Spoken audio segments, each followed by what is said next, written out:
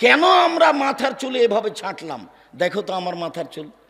আমি যখন ছাত্রদেরকে দেখাই তখন আমি বলি, এই ছেলে শোনো, আমি ছাত্র জীবনে বলতাম, এই শোনো শোনো, যে আমার চুল ছাঁটা শিখবা না সে আমার মাথা ছেড়ে শেখো, এদিকে যাক নেন ওদিকে যাক, তাতে আসে যায় না। আমি আব্দুর রাজ্জাক বিন ইউসুফ ছাত্র জীবনও তাই, এখনো তাই। যারা প্রতিষ্ঠানের প্রধান শিক্ষক তারা আমাকে দেখতে আসতো গভীর রাতে। মৌলানা আরিফ বুখারী পড়াতেন, ঠিক 12:30 একটার দিকে একটা চাদর নিয়ে এসে বলছে, আব্দুর রাজ্জাক मैं आपके लिए হাদিয়া খরিদা, মুঝে লৌটানা মাত।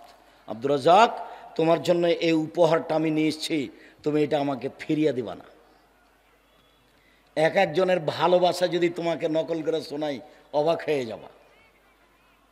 24 বছর পরে গেছিলাম, তা আমাকে বলছে, আব্দুর রাজ্জাক আরে আপ তো জারবুল মিসাল বান গয়ে হ্যাঁ, সব সময়তে আমরা তোমার নামে উদাহরণ দিই। পড়া দেখতে চাও তো আব্দুর রাজ্জাককে দেখো, তোমার নামে উদাহরণ দিই। আমি নাকি তাদের জন্য উদাহরণ হয়ে গেছি, জারবুল মিসাল।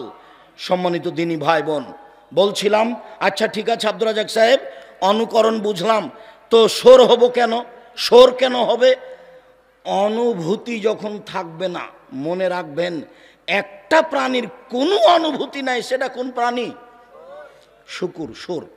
গরু যদি ঘাস খায় তো যেখানে গোবর আছে, উঁচা হয়ে আছে, ওখানে খাবে না। তার মানে গরুর কি আছে?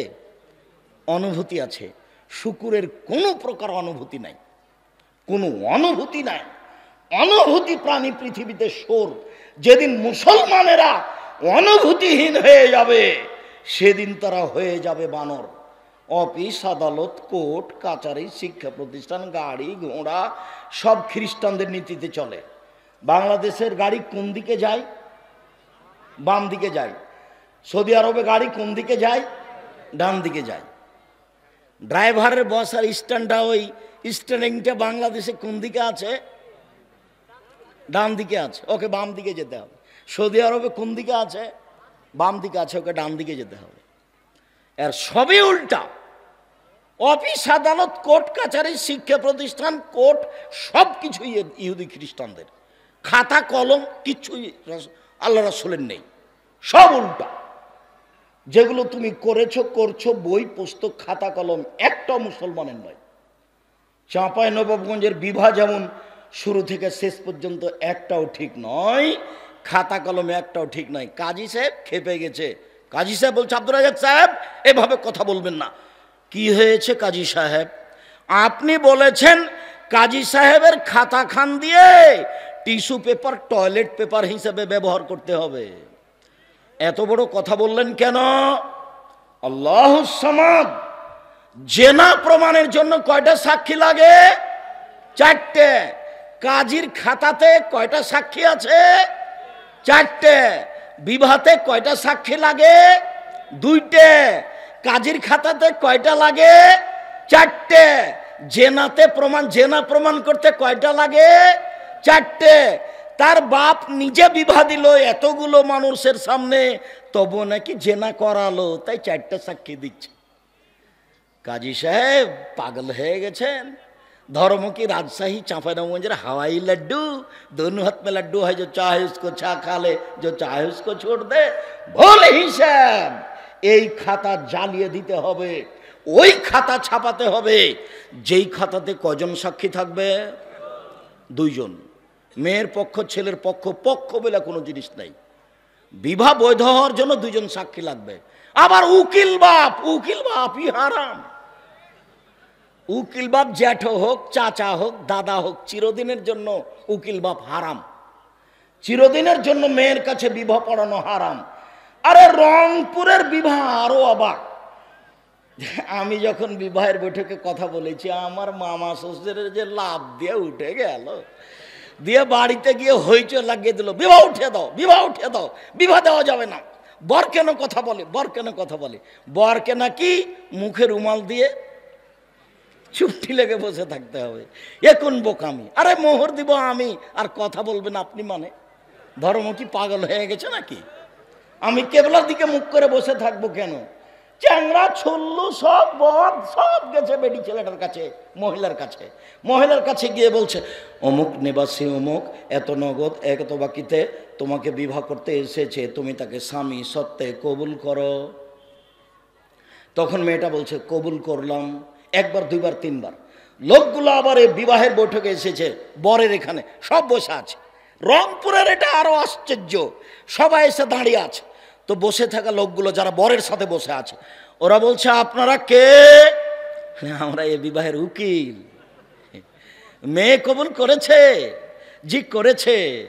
আপনারা শুনেছেন? জি শুনেছি। তাহলে বসেন। মনে হচ্ছে হিন্দুদের বিবাহ লেগেছে, কলা গাছের চতুর্দিকে ঘুরে ধর্ম পাগল হয়ে গেছে। কি মুরব্বী ভাইজান, ধর্ম পাগল হয়ে গেছে রংপুরে এসে? জি না।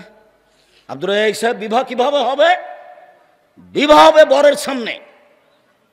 মাওলানা সাহেব মেয়ের বাপ খুতবা পড়বে আগে, নইলে হুজুর খুতবা পড়বে। এরপরে মেয়ের বাপ বলবে দুজন সাক্ষী নিয়ে, জি এত টাকা নগদ এত টাকা বাকিতে আমার মেয়ে খালেদা তোমার সাথে বিবাহ বসতে রাজি, তুমি তাকে স্ত্রী হিসেবে কবুল করো। ও তখন বলবে কবুল করলাম। দুজন সাক্ষী শুনবে, এর নাম বিবাহ। আদর্শ পরিবার বইটা আমি আপনার জন্য লিখেছিলাম। আপনি যদি না কিনেন আমার কিছু করার নেই। আপনি মুকশেদুল মুমিনিন বই কিনে বাড়ি ভর্তি করে রাখলেন। মুকশেদুল মুমিনিন বইয়ের হেডলাইন আছে যে অবিবাহিত ছেলে মেয়ের পড়া নিষেধ। অবাক হয়ে গেল, কি রে অবিবাহিত ছেলে মেয়ের পড়া নিষেধ? মানে হেডলাইন, যে দেখে সে পড়ে, যে দেখে সে পড়ে, যে দেখে সে পড়ে। কি আছে এখানে? তো এখানে লেখা আছে ভরা পেটে স্ত্রী মিলন হলে ছেলে ভ্যাংচা হয়, সফরের পূর্বে স্ত্রী মিলন হলে ছেলে কানা হয়, চন্দ্র গ্রহণে স্ত্রী মিলন হলে ছেলে টেরা হয়, সূর্য গ্রহণে স্ত্রী মিলন হলে ছেলে ল্যাংড়া হয়। আল্লাহর কসম, আল্লাহর কসম, হেডলাইনের পরে একটা বাক্য সত্য নয়, সবই মিথ্যা। আল্লাহ বলছেন নিসাউকুম হারসুল্লাকুম ফাতু হারসাকুম, পৃথিবীর মানুষ তোমাদের স্ত্রী তোমাদের জমি, পৃথিবীর মানুষ তোমাদের স্ত্রী তোমাদের ক্ষেত, পৃথিবীর মানুষ তোমাদের স্ত্রী তোমাদের জমি। তোমরা তোমাদের স্ত্রীর কাছে আসো মিলনে, সকালেই কি, বিকালেই কি, দুপুরেই কি, চন্দ্রগ্রহণ লাগলেই কি আর না লাগলেই কি, আর সফরে কি আর ভরা পেটি কি। তুমি তোমার স্ত্রীর কাছে আসো তোমার ইচ্ছা মতো। এ কথা কে বলেন? আল্লাহ বলেন। আর লেখক বলেন এই কথা অবিবাহিত ছেলে মেয়ের পড়া নিষেধ। হেডলাইন কি? অবিবাহিত ছেলে মেয়ের পড়া নিষেধ। আপনি আদর্শ বই না পড়ে, আদর্শ পরিবার বই না পড়ে সময় কাটালে আমি আপনার উপকার করতে পারবো না। আমি আপনার জন্য লিখেছিলাম, আপনি ভুল বুঝিয়েন না। আলোচনার শেষে চলে আসলাম আজকের মতো। সম্মানিত দিনী ভাই বোন, এই ছেলে, পৃথিবী ধ্বংসের চিহ্ন মদ খাওয়া। এক, বিদ্যা উঠে যাবে। দুই, মূর্খতা বেড়ে যাবে। তিন, মদ পান বেশি হয়ে যাবে। চার, পুরুষ কমে যাবে।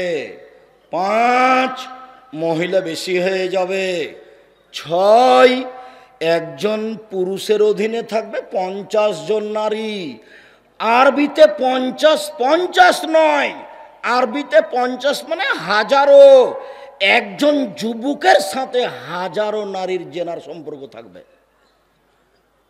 এখানে বসে আছে হাজারো শত ছেলে, যাদের মোবাইলে শত মেয়ের নাম্বার আছে, যাদের সাথে প্রেমের গল্প হয়।